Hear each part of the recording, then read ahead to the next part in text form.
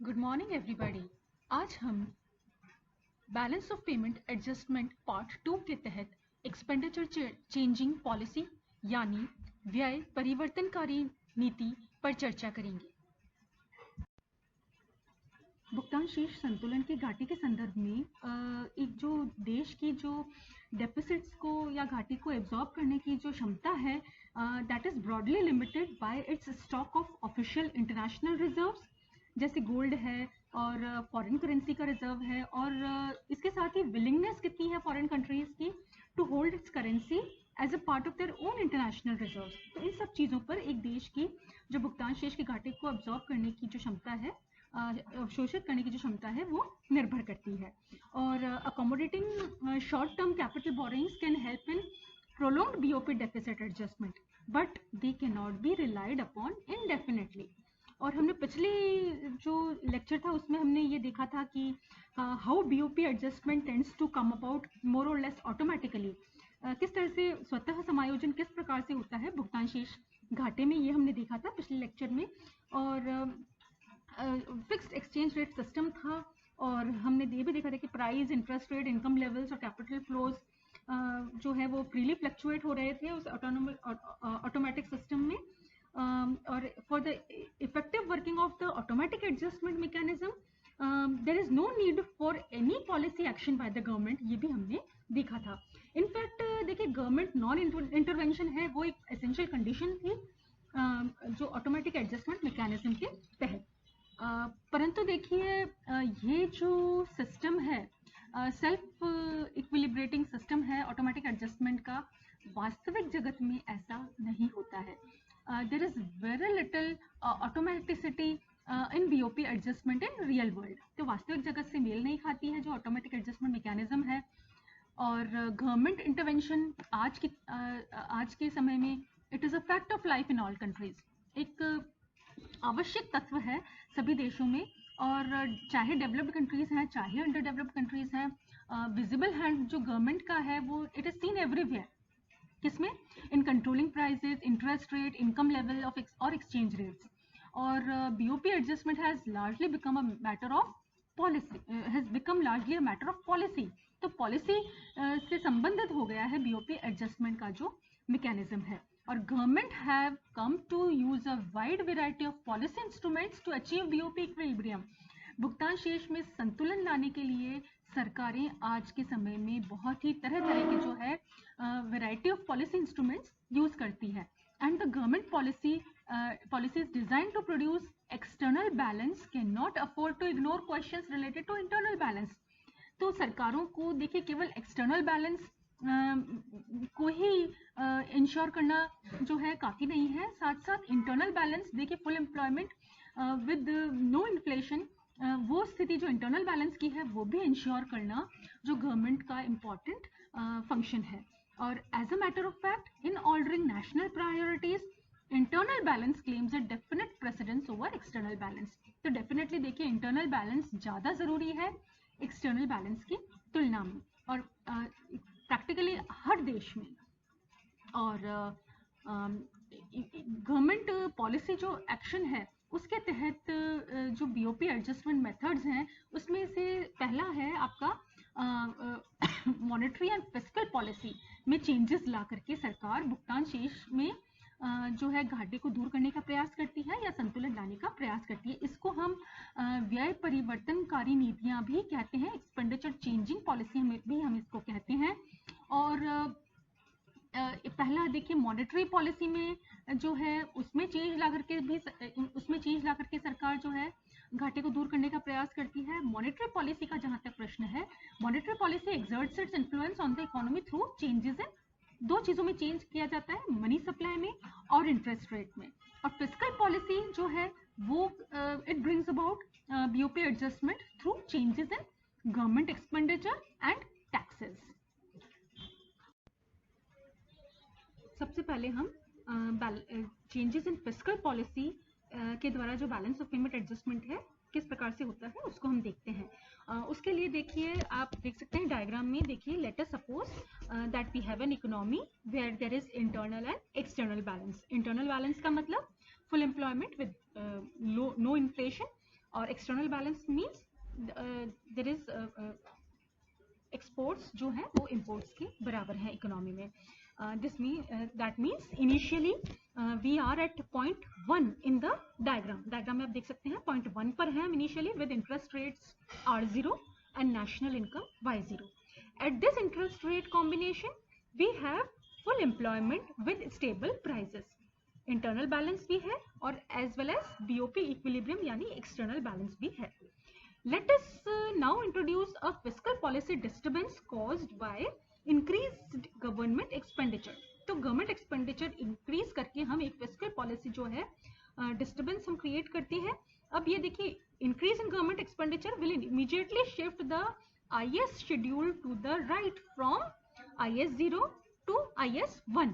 जो डायग्राम है 1A में आप देख सकते हैं और 1B में देख सकते हैं और this would shift the IS-LM equilibrium position from point 1 to point 2 in the two diagrams. And at the new equilibrium 2, both the interest rate R and the income level Y have gone up from R0 to R1 and from Y0 to Y1 respectively. अब देखिए this is to be expected. क्यों? Because देखिए when government expenditure increases, Y must increase by some multiple of the increase in G depending on the value of multiplier.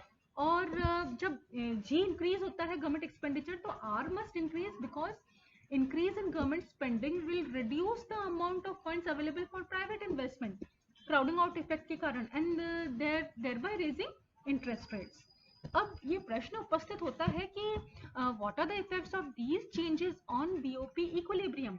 तो इसका जो उत्तर है वो बहुत कुछ डिपेंड करेगा whether the situation in the economy जो है वो डायग्राम 1A में के अकॉर्डिंग है या डायग्राम 1 जो B है उसके अकॉर्डिंग है. और इन डायग्राम 1A में देखिए जो BB शेड्यूल है वो एक तरह से स्टीपर है देन LM शेड्यूल, पर दूसरे वाले डायग्राम में LM schedule is steeper than the BB जो शेड्यूल है उससे. If it is an economy of the type shown in diagram पहले वाले डायग्राम में, तो then one can say that this fiscal policy disturbance has resulted in BOP deficit क्योंकि point 2 lies to the right of BB schedule. If however economy is of the type represented in diagram 1B, then the result would be a BOP surplus because point 2 lies to the left of the BB schedule. Therefore देखिए the BOP result of a increase in government expenditure depends very much on the slope of BB schedule in relation to the LM schedule. और the BOP effects of जो government expenditure है करने से देखिए एक तरफ तो क्या है इनकम बढ़ती है और इंपोर्ट्स बढ़ते हैं और करंट अकाउंट में डेफिसिट का ट्रेंड चलता है. दूसरी तरफ गवर्नमेंट एक्सपेंडिचर बढ़ने से रेट ऑफ इंटरेस्ट बढ़ती है, रेट ऑफ इंटरेस्ट बढ़ने से कैपिटल इनफ्लो होता है और कैपिटल इनफ्लो होने से कैपिटल अकाउंट में सरप्लस ट्रेंड चलता है. Increase in government expenditure raises income levels and therefore imports increase. हमने अभी देखा exact amount by which these imports of goods and services will go on depends on the marginal propensity to import, or in any case this has a negative effect on the BOP situation. import बढ़ने से जो balance of payment situation है उस पर negative impact आता है. और ये एक देखिए फर्स्ट रिजल्ट है इंक्रीज इन गवर्नमेंट एक्सपेंडिचर का. दूसरा मैंने बताया कि गवर्नमेंट एक्सपेंडिचर इंक्रीज होने से जो है it will raise the interest rate and thereby क्या होगा it will induce net capital inflow into the country. और the exact amount of capital inflow किस पर डिपेंड करेगा? It will depend on the interest elasticity of capital flows. और in any case देखिए this would create a positive effect on the BOP situation of the country. Or the final outcome depends on whether the negative current account effect is stronger or weaker than the positive capital account effect. और अगर negative current account effect जो है वो stronger है positive capital account impact effect जैसे कि diagram 1A में है, the result would be a net overall BOP deficit. And if the positive capital account is stronger than the negative current account effect जैसे कि diagram 1B में है, तो result would be one of overall BOP surplus. Similarly one can analyse the effect of decrease in government expenditure on BOP outcome. और जब decrease in government expenditure किया जाएगा तो IS schedule would shift to the left, leading to decrease in R and decrease in income. The result of this क्या होगा? BOP surplus होगा diagram 1A में उल्टा, और बीओपी डेफिसिट होगा 1B में. और ये आप लोग अपने आप वर्कआउट कर सकते हैं.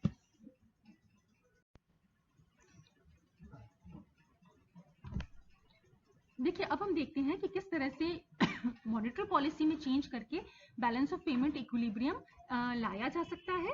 तो अभी तक हमने देखा था, देखिए फिस्कल पॉलिसी के तहत कि effect of government expenditure, change in government expenditure on balance of payment जो इक्विलिब्रियम है, it can be predicted only if we know the slope of BB schedule in relation to the LM schedule. And this means in turn we must know the value of income multiplier, marginal propensity to import and interest elasticity of capital flows. Or effect of fiscal policy change would be either a deficit or a surplus depending on several variables. In sharp contrast जो है to this, effects of monetary policy changes on BOP situation are very clear cut and straightforward. बहुत ही clear है जो है, we can confidently predict that increase in money supply would lead to a deficit and decrease in money supply would lead to a surplus. और ये सब irrespective है किसके? Irrespective of the relative slopes of the जो balance budget and the LM schedules. और इसको हम diagram में हम समझ सकते हैं. तो देखिए डायग्राम में इनिशियल इक्विलिब्रियम पॉइंट 1 पर है, जहां पर इंटरेस्ट रेट R0 है और नेशनल इनकम लेवल है Y0. And increase in money supply जो मॉनेटरी पॉलिसी डिस्टर्बेंस है would shift the LM schedule to the right from LM0 to LM1 जो है डायग्राम में. और so that the new equilibrium जो है it moves from point 1 to point 2. This results in a decrease in interest rate from R0 to R1 and an increase in national income from Y0 to Y1. और note करें कि देखिए point 2 lies clearly to the right of BB schedule regardless of whether the BB schedule is a steeper one जैसे BB1 और a flatter one जैसे BB2 in relation to the LM schedule.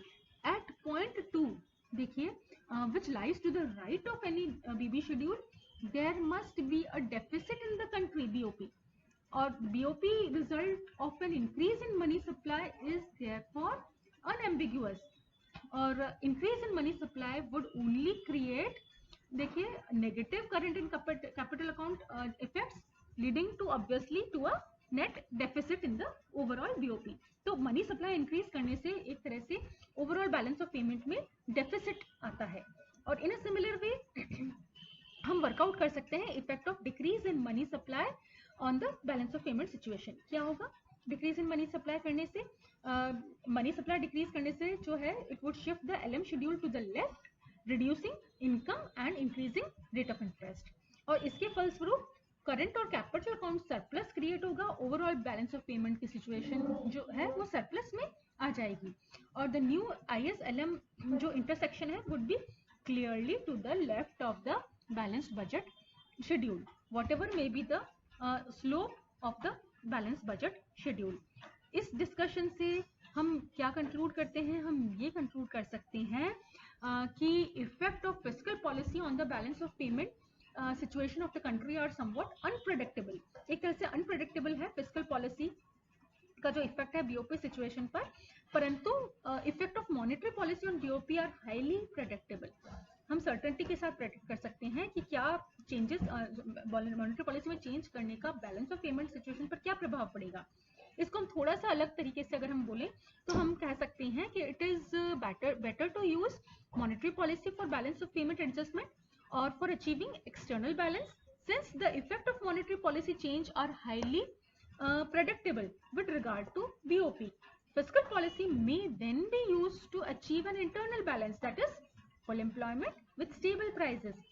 और इस तरह से हम expenditure changing policy के द्वारा हम balance of payment adjustment ensure कर सकते हैं.